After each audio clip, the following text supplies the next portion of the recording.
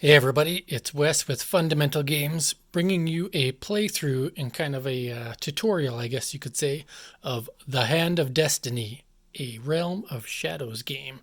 Now, this is a complimentary copy that came from Barrett Publishing. Thanks, Gabe Barrett, for trusting me to try and learn your game. I printed the rules and have played through it several times, and I have done a tabletop simulator kind of summary of the game, but I thought I would do it with the physical game as well so you can see how it holds in your hand, because one of the main selling points or unique features of this game is that you can play the entire game holding the cards in your hand instead of on the table. Now, you could play it with it on the table, but it's meant to play in your hand for this particular game.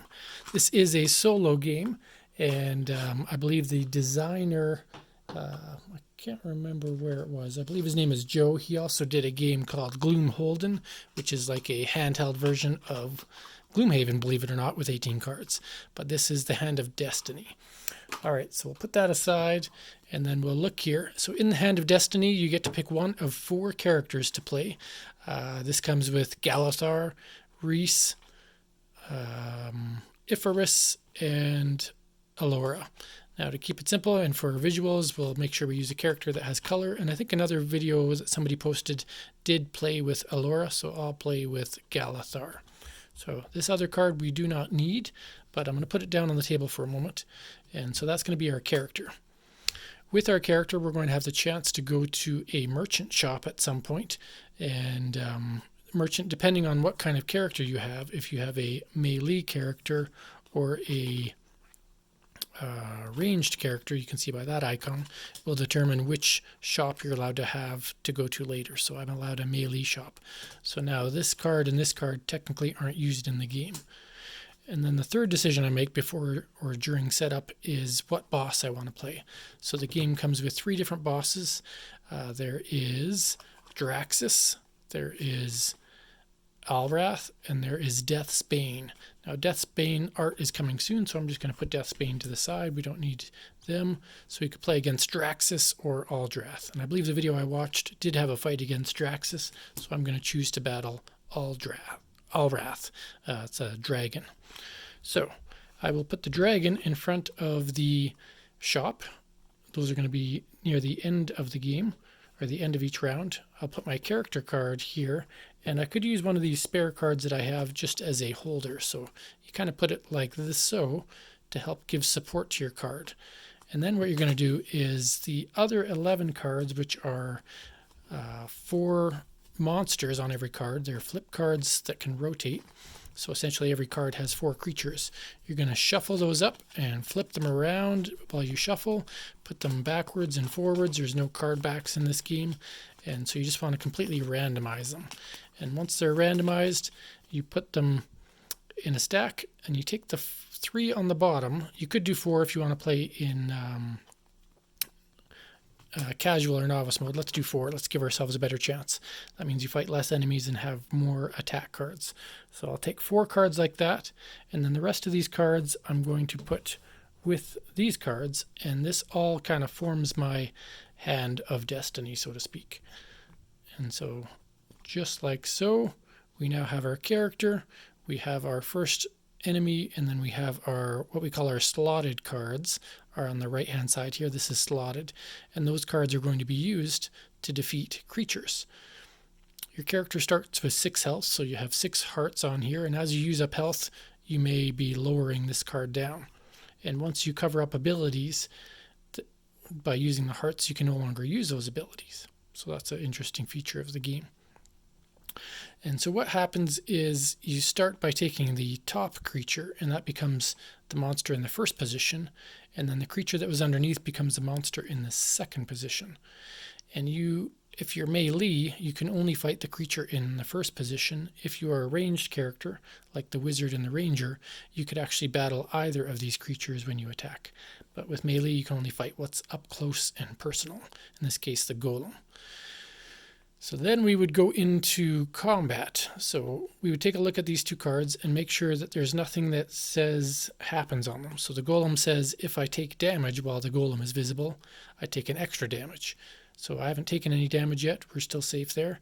And the rust monster says if it's in front, I must discard a strength card of my choice. So that's unfortunate because I know that's going to come up and I can't do anything about it. If I was a ranged character, I could actually attack the rust monster before it became to the front, thereby stopping that ability from happening. Now I could look at my character's abilities here. I have a shadow spear to defeat a dragon. You can defeat a dragon automatically or do 7 damage to a visible monster by using up one of your cards. I could be a dragon master, and that is a slot ability, which means that if I use that ability, I still get to slot my card. You'll learn about that when we play. And you will attack equal to the hit points of a visible dragon. The Build Rage is a stock ability. It's an automatic ability. If I take damage, I deal 9 damage to the next front monster. I have Retribution, which is a slot ability. Attack equal to 3 times the current damage on Galithar. So right now my damage is 0, so that would be worth 0. If I had 5 damage, that would be worth 15 damage. So his Retribution ability is pretty slick. Intimidate swaps the first and second monster, so that could be useful if things have special powers. And then Stun Spell, prevent a front position power from triggering. So it could stop that power from triggering, or that power from triggering if I really wanted to, but that might cost me an ability point or a health. So those are my abilities. I have nothing on the back because that's a different character. So I want to battle the rust monster first. I need to be able to do 5 damage. That's its health on the top right. If I didn't have a way to defeat this creature, or I chose not to, the creature would then get discarded after doing 1 damage to me. Otherwise, I don't take damage unless something else indicates it. So I need to be able to do 5 damage. What I do is I can look at my slot cards. I have a 3, 7, 6, and 8. So the health of them is the power that they will do, or damage that they will do to the creature I play it against. These numbers up here, the attack values, only matter for certain cards or abilities, so they don't matter at this moment in time. So what I can do is I can take this 6 and I can discard it. And when I discard it, it does 6 damage to the front creature because I'm melee. 6 damage against 5, that means I defeated it. And because I defeated it in standard combat, it gets slotted, so it becomes another one of my attack cards. Then what happens is the card that was second place becomes front place, and the next card becomes second place. And again, before we go into the next round of battle, in this wave 1 of monsters, I must look and see if anything happens. So the rust monster says discard a strength card of my choice, so that means I'm going to have to do that. The oddity says you may not use a strength card with odd number values, so I couldn't use a 7, a 5, or a 3 this round of combat. That's unfortunate because that's a 3, and that would have been really good against that.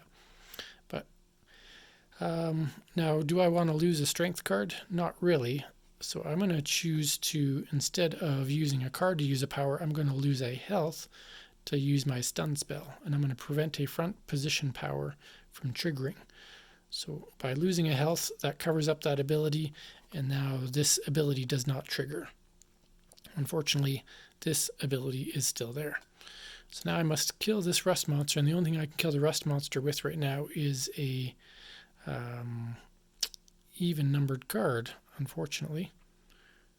That's too bad, because I'm going to have to defeat the... You know what I'm going to do?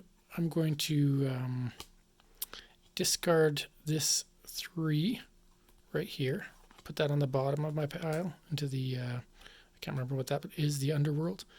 And I'm going to use that card to trigger this ability, swap the first and second monster. So now the rust monster swaps there, and this goes here. So that might be a bad move on my part because I'm going to trigger the rust monster again, but I wanted to be able to kill this guy. So to do 6 damage, I have to discard an 8, and then that goes there. The rust monster then takes the front position again, and unfortunately I am triggering the rust monster's power, so bad move. Discard a strength card of my choice. So I'll discard this 5. The chieftain's power, plus 2 HP when not in front. So right now this chieftain is worth 11. It'd be harder to defeat with a ranged character. But I'm fighting the rust monster now. That's a value of 3. To defeat the 3, I can discard the 6 and put the 3 there. All right.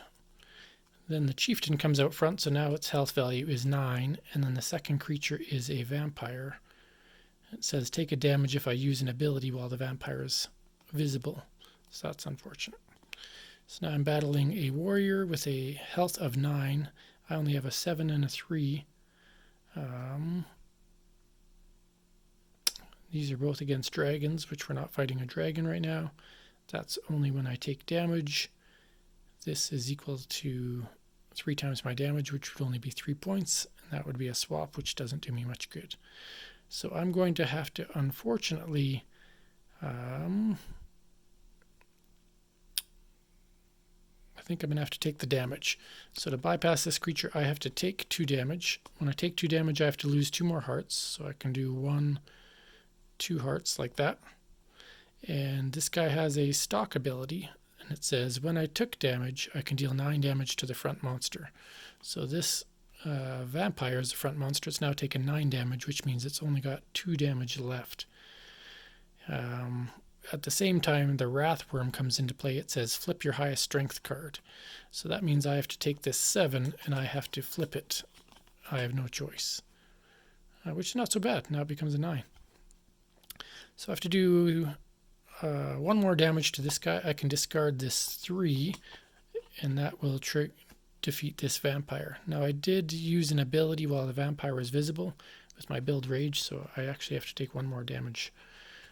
Sadly, I'm down to 2 health, but it was a slot skill, so that creature goes there. So I now have 2 health. I'm almost dead. I'm up against a Wrathworm, and then the next creature up is a runner. The runner says move the runner to the front. The Wrathworm doesn't do anything right now because it already triggered. So we're going to put the runner up front. Oops, I dropped my warrior. Just pick that up. And so the runner is up front. I have 2 cards left to defeat it, and the Wrathworm is second. Now the Wrathworm is already revealed, so it's not going to trigger and flip again. So I need to do 7 damage to this runner. I can do that with the 9 card, which is fine. And then that will put this card here. And then the only card I'm up against next is the Wrathworm. That's the last creature I have to battle because I've already defeated the rest, and my final battle will be against Aldreth the dragon, who's a level 1. But first I have to defeat the Wrathworm. The Wrathworm has 12 health, and I can do a total of 17, but then I'm going to lose all of that, which is too bad. I think I'm going to have to suffer that. So, or I could use my retribution power. Yeah, let's do that. Let's not use any cards. I'm going to use my retribution power. That's going to cost me a health. And I'm going to do 3 times my current damage on Galathar to this creature. So it's going to do 15 damage now because now my current health is 15. Even if it was only 4, if we say it was the damage before, it would still be 12 damage. That's enough to kill it. And thankfully that is a slot power, so that is going to slot that card there.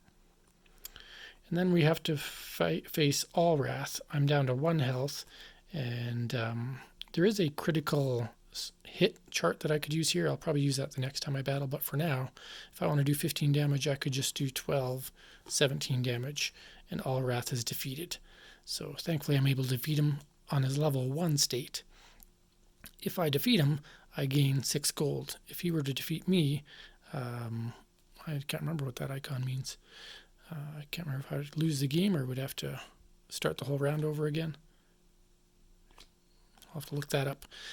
Either way, I'm just going to say if I don't defeat him, I die anyway.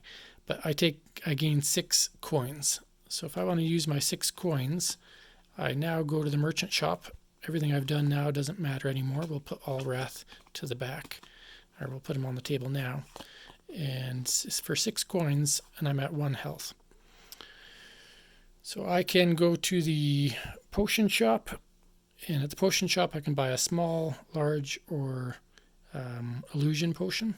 And that allows you to add more strength. Now this card is missing the health on the back, but you are actually able to purchase a health potion for gold that helps recover health. I can't recall the exact denomination, So I'm going to say that for 4 gold I recover 3 health, because I think it was something along those lines. So that would allow me to be back up to the 4 health position with 2 gold left. And with 2 gold, I could also purchase something that's worth 2. So I could buy myself an axe. And so what I would do is I would put my axe behind me for the next round of battle, so that I can use as a one-time use throughout that entire wave. And then that sets me up for the next round. So I will have my character, his axe. I will be facing Aldreth on a level 2 position, so I'm going to put him there. This was just my holder card, so I'm going to put that behind here. And then what I would do with all these cards is I could shuffle them all up, or what it also says is, since I know I faced all of these, I believe it says I can just rotate them or flip them. So let's say this round I'm going to flip them. So now these are my cards. And then I would take the bottom 4, because I'm playing on novice. I would set them up so that they become my slotted cards. I would put this on top of there. And all of these cards I will then pick up and position back to form my Hand of Destiny. And there you have it again. Now I'm only at 4 health this time, so this could be a tougher wave. I have to be a bit more cautious. And what am I going to be battling? Well, we're going to start with a Trickster, which rotates my highest strength card right away. So if I look at my highest strength card, that is a 7. It's going to rotate it the other direction, and now it becomes a 5. That's too bad. And then the Aboleth only affects me if it's up front. So now I have to fight the Trickster, who has a combat score of 11. And the only way I'm going to be able to defeat that is by using 3 cards, unless I can find some other way to defeat it, which it doesn't look like I can. That's too bad.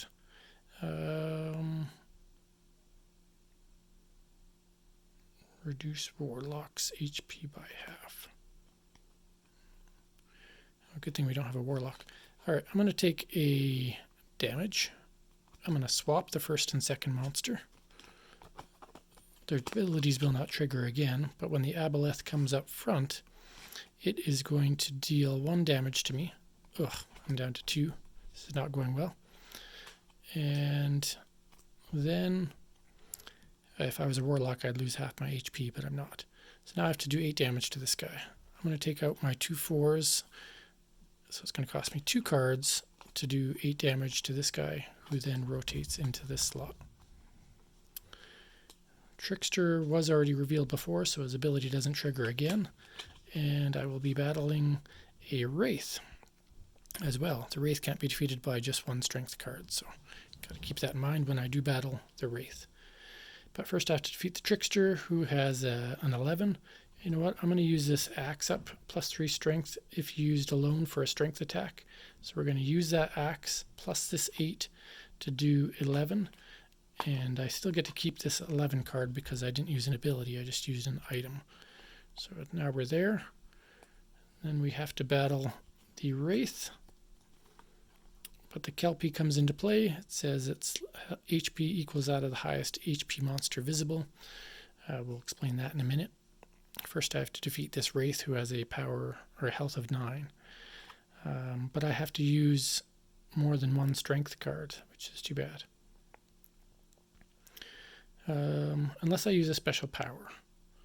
So if I because it's a new wave, I can discard a card. So I could discard one of these 5s to trigger this power, which means I can't discard a card again to use that power this wave, to do 4 times 3 is 12 damage to this guy.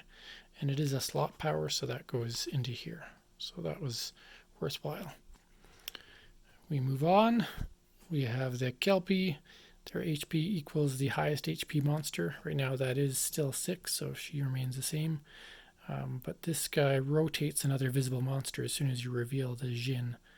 So we reveal the Jinn, and we have to rotate that, and it becomes a bomber. Alright, the bomber says I can't defeat it if any other avians are visible. There are no other avians, so I can defeat the bomber, but the bomber has a massive 12, which is terrible for me. Let's take a damage and do 12 damage to it. instead of using a card. Then we will put that there. And we're just going to finish this round because I think I'm almost out of storage space on my phone. So apologize for the shortening, but at least you've gotten to see how the game is played. I'm down to 1 health and fighting off against the Djinn and the Assassin. So the Djinn is just a 4. I can discard this 5, put that behind my pile, do the 5 damage to that. The Djinn is then killed. So we're doing all right there. We'll just try to slot my cards forward again. Oops, I'm messing up my slotted cards there. Right there. Just going to put those there. All right. Get my card back up. That's what I have left. Now I must fight the Assassin. I only have 1 health, mind you. So holding it in 2 hands can be tricky, but it is certainly possible. And it's a lot easier when you're not trying to watch it. One of the reasons it's hard for me is I'm actually playing the game, looking at my phone, taking a video of me playing. So I'm kind of playing in a alternate dimension, if you will. It'll be you can have a lot more dexterity and control when you're playing with the cards focused right in front of your face. Anyway, the Assassin, I take a damage and move the Assassin to the 2nd position. So I take a damage and I'm dead, and then the Assassin would be like throwing his dagger, sneaking back and sending the ooze to battle. And then the Assassin would do it again till he was the last character, or unless he was killed by a range attack. But either way, the Assassin threw a dagger at me, it hit me in the jugular. The Great Galathar has fallen before it could even fight the gelatinous ooze or encounter the 2nd level of Aldreth the dragon. So a devastating defeat for our hero, but that was an example of how to play Hand of Destiny. And I have won a game of Hand of Destiny, but it is not easy. They say in solo games it's good to have a winning ratio of 40 to 50%, and I'm certain that this game is somewhere along those lines once you're familiar with all the cards. And again, as I shared in my other video, I love the art style. It's got monochromatic. Each creature type, like avian, is yellow. Warriors are teal, magic creatures are blue, undead creatures are red, so that's kind of neat. And then of course you have variation in terms of the characters you can play, the bosses you can play, and the sequence and array in which you battle all of the regular monsters. But there you have it. That is Hand of Destiny. It's an 18-card game, playable in your hands, $12 for the Kickstarter, plus $5 shipping. This is to US anyway. They're different rates for different countries, but it all fits in a nice little tuck box that you could easily put in a backpack or a bag of some kind if you're traveling. Use it on a plane, use it on a bus, use it whatever you want to do. If you are back in the game or this was of interest to you, let me know in the comments. Always good to hear from you. And as always, thanks for watching Fundamental Games Playthrough. Take care.